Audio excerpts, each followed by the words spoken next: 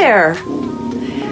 Today I'm working on a project that was inspired by jamirayvintage. She has a YouTube channel. I'm part of her membership group, and she did a project last week, and it inspired me to try it out myself.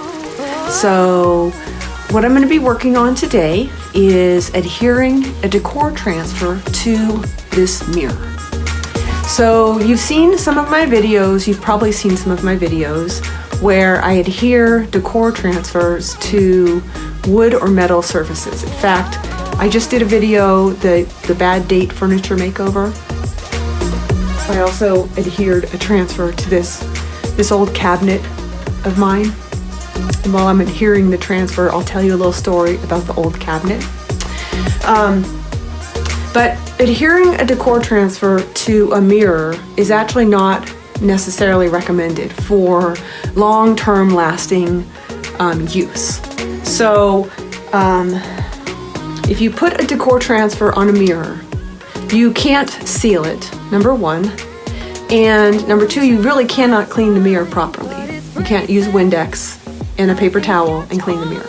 So adding a decor transfer to a mirror is kind of not something you'd want to do for a project that you're going to have for a really super duper long time, a lasting lifetime project. But heck, Jamie and Zeb did it, and I figured I would do it too. So as you know, I sell the Iron Orchid Design decor transfers in my store and online in my shop.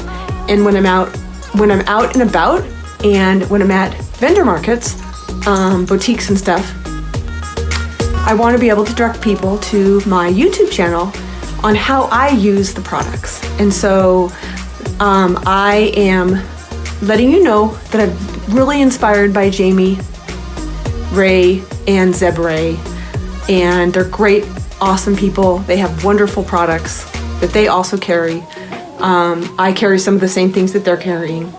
And they also have a great YouTube channel, so check them out, okay? So the first thing I did with this mirror, it is super duper huge. I can't remember the size, and it's really heavy, it was gold, and so I just painted the edges of it in the DIY paint, the chalk paint in beadboard. As you know, I'm a DIY paint retailer as well. I have it in my store in Redwood City, and I sell it online. So I used the beadboard because I like the color of it. It's a white color with some blue-gray undertones. And then on top of it, I put Big Top. Big Top is a clear coat, and it seals really nicely. So the next thing I'm going to do is I'm going to take the Ladies in Waiting decor transfer, and I'm going to adhere it to the mirror. If you remember, I just did a video on a bad date furniture makeover, and I used the Ladies in Waiting decor transfer. It's 4 transfers. Let me show it to you. It's 4 different transfers in one box. And transfers are cuttable and paintable. And so I had adhered, on that video, I adhered the transfer properly. It wasn't out of the box use. I adhered it to a cabinet, and I sealed it, and I had 3 left over.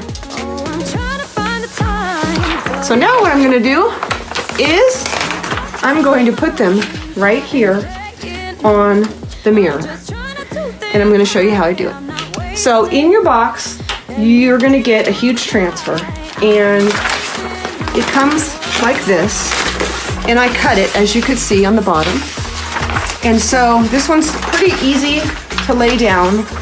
It comes with like a wax paper backing that you can throw away in the garbage. Just make sure that you don't want to let the 2 back sides touch, because it will rip the transfer. And you also want to make sure that once you lay it down, you commit to that, or pretty quickly, you want to commit to that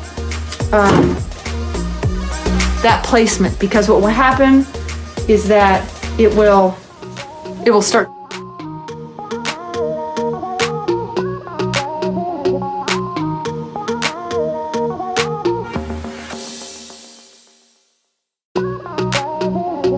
So I want to tell you a little bit about this cabinet because it's quite sentimental to me. It's a back. It went on a piece of wood furniture, and it still has the knob there. What I did is I painted it and then I added the transfer. Okay, so, and while I'm telling you that about this, I'm gonna scrape. So the cabinet is sentimental to me because when I was married and I was pregnant, it was a struggle, but I convinced my husband at the time to let me order a nice piece of furniture that had drawers and an open side cabinet, and on the top was going to be the baby changing table.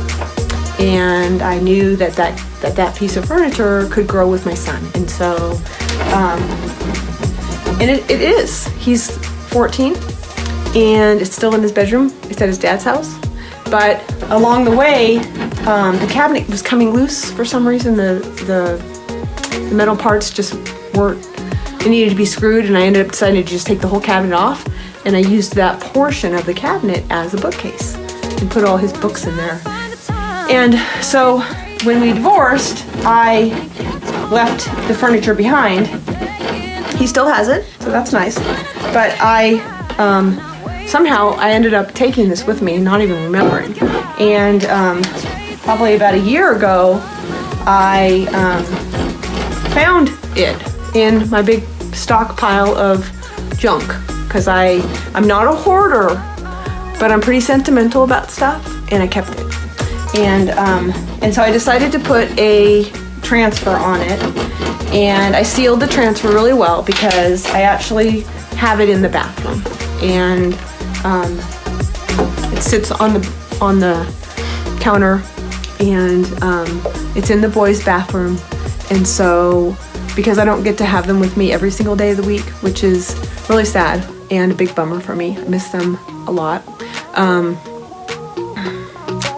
Every time I walk into their bathroom, I see this, and it reminds me when they were when Luke was a little itty bitty baby. And Troy used the same changing table as well, but it more reminds me of Luke because he used to go into there and he'd open up the cabinet and he'd put his books in there and his toys in there, and he was really into opening up cabinets and drawers and things like that. So, and when they're 2 and 3, that's what they do.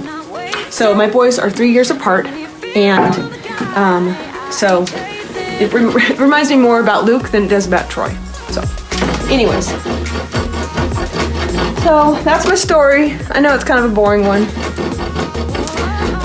Like I was saying, I just put out a really, I think it's pretty funny, but you might not like it, YouTube video on having a bad date with a piece of furniture. So